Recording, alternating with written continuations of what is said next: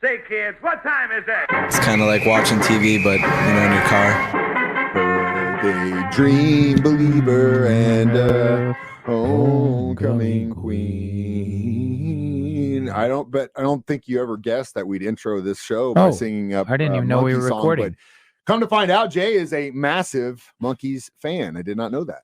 I used to watch the show a lot. I'm sure you did, which, again, another layer of onion I had no idea existed. Either way, my name is Mike the Intern. That is Jay Bananas, and this is Dark Side of the Stream, episode 183. This week, I believe, was Jay's pick. Was this your pick or my pick? Well, what are we doing? Tell me the name of the movie. And the program. Yes, that's my pick. Okay, cool. The program on Netflix, which right out of the gate, Jay, I thought I made it clear to you after we did Quiet on the Set. Now I didn't want to do any more kid stuff, and literally right out of the gate, he's like, "All right, next one is about this school." And I'm like, "Okay." Because I watched this a long time ago, and I keep forgetting. It kept getting looped. I kept forgetting about it, so I'm like, I got to get this off my plate. Sure, give me at least a month. But this one's interesting though because they went in there and everything is still there. All the records, like who dropped the ball there on the program? Well, it's a bigger picture. It wasn't just the Academy at Ivy Ridge, and we'll get into that in a second. But that's largely about what this documentary focuses on. The program, it's cons, cults, and kidnapping on Netflix, and it documented the conditions at this facility, the Academy at Ivy Ridge, and the lasting impact it's had on the people that had to go through that. I was watching this thinking about if you were a parent that was dealing with a child that wasn't listening to you and throwing stuff at you and sneaking out, stealing, like real bad stuff. Sit them down and make them watch this and say, that's where you're going. Right. You see this and you're I feel like that's like Scared Straight. You watch this, you're like, hey, you kid, you got it good. You want to sleep? You got it good, kid. Imagine a place that we're going to send you to where there's a possibility the mattress you're sleeping on is in a hallway. You can't look outside at all until you get to this level of obedience. That's very like weird, man. It's like the worst jail known to man. Very, very cultish, especially when you start talking about levels and stuff and obedience and all this stuff. I know that there has to be a form of discipline when it comes to raising kids and educating them, but when you start throwing in levels and crap like that, I'm like, when you drop your kids off and say, cool, peace out, I'll see you in 6 months, that's not a good parenting tactic. Well, unless, I get the point where it's like we can't do anything. Like it's either this kid is going to get in the system and they're going to go into the legal system when they turn 18. We need to stop it. And at a certain point, I think parents don't have any other options. I'm not saying that it's the right one. I'm just saying I can understand where you get to a point where you feel like this might work. But parents, if you're listening and you feel like your kids are crazy and you need to do something about them, you should probably also watch this documentary as a cautionary tale. Investigate. Do a little research. Due diligence when it comes to where you're sending your kid. And we'll talk about that next. Dark Side of the Stream on 104.7 The Cave. Mike the Intern, Jay Stevens back in the studio discussing the program, Cons and Cults and Kidnapping on Netflix. Now, it focuses largely in part on a place called Academy at Ivy Ridge. But beyond that, this was a school that was part of an affiliation with what they called the Worldwide Association of Specialty Programs in Schools. What a scam. What a scam this is. If you have an acronym that spells out WASP in your name. Yeah, what a scam. I'm not saying that it's a bad thing, but at the same time, you might not want to go by that acronym because as soon as I hear WASP, I'm either thinking about the band or I'm thinking about something that's going to sting me. I need to go kill. So, not too far from it. If you go down and you actually Wikipedia this, at one point they had, let's see here, 1, 2, 3, 4, 5, 6, 7, 8, 9, 10, 11, 12, 13, 14, 15, 16, 17, 18, 19, 21, 2, 3, 4, 5, 6, 26 schools in operation. And none of them were accredited or registered. Some of them were kind of, but a lot of them not. Yeah. But almost every one of these schools now is out of operation with the exception of one still operating in Mexico, Sunset Bay Academy. So if you ever get told, hey, I'm sending your kid to Sunset Bay in Mexico, you might want to watch the program as well so you can see about what this organization I found is a fun thing to do with these documentaries, with these ones that are about like weird subjects and kind of one-offs.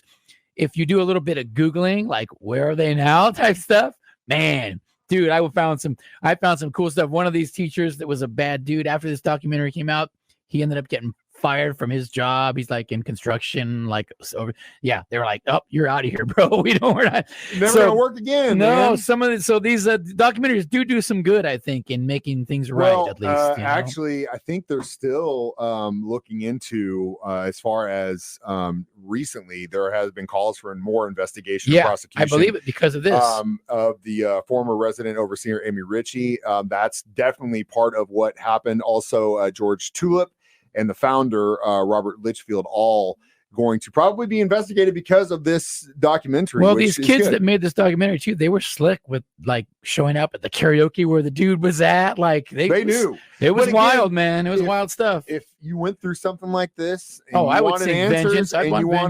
You wanted the playing field to be even. Now you're an adult. It's like, you can't tell me how to do this. Now I'm just like you, and I'm going to give you exactly what you gave me. Yeah. Does that make it right? I don't know. Hopefully some of these kids are getting therapy too. For what she went through, the main girl of this one seems for what she went through, she seems pretty good head on her shoulders for what she's gone through. Yeah, especially when you hear about what some of these kids had to go through. And we'll talk about that a little bit next. Dark Side of the Stream on 104.7 The Cave. Mike the Intern, Jay Stevens back in the studio discussing the program on Netflix. So this school, Academy at Ivy Ridge, began admitting students in 2001. As of spring of 2005, they had almost 500 students enrolled. So pretty quick turnaround for them. But the question I would like to ask is, when you hear about riots, usually they happen in prison, right? You hear about the inmates, the conditions that they get. They don't like it. This Eventually, place was like a prison. They riot. This school that had children in it rioted. Dude, no less than 4 years after they opened their doors. So how bad do you think it actually had to be for a bunch of teenage kids who literally know that eventually they are going to get out of here?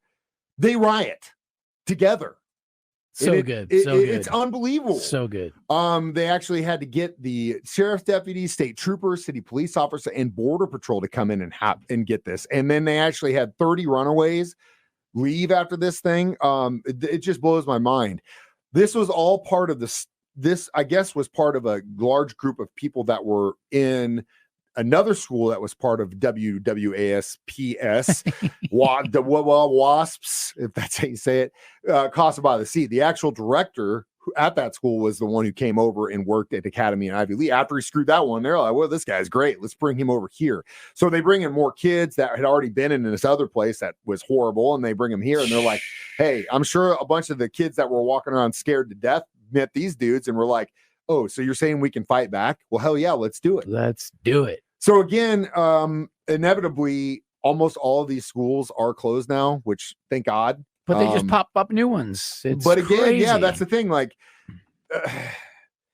it's kind of the same thing of like privatized prisons, you know? Yeah. When you start making money, healthcare too. Yep. When there's money to be made, there's scams to be locked had. up, or your kids aren't good, or you're sick. I guarantee you there's some bad actors in that thing that are going to try and make as much money off of that as they possibly can. See, also the medical industry, insurance industry. Yeah. I mean, we could sit here and talk about it on terrible. Anytime there can be someone exploited and money to be made, unfortunately, in the capitalist world, that is something that exists. And we will give this our reviews next. Dark Side of the Stream on 104.7 The Cave.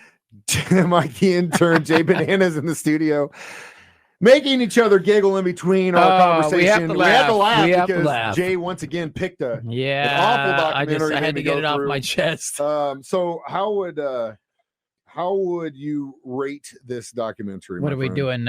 Merit system? Or? Yeah, I think levels. How many levels? How many levels? I'm going to go 3.5 because it was cool that they were able to visit. It was cool they were able to get all the records and kind of put everybody on blast. The kids that were involved, I would give them a 4. I maybe a 4, maybe even a 4. Yeah, it was really good how they went and found these people and confronted them and shook them down a little bit.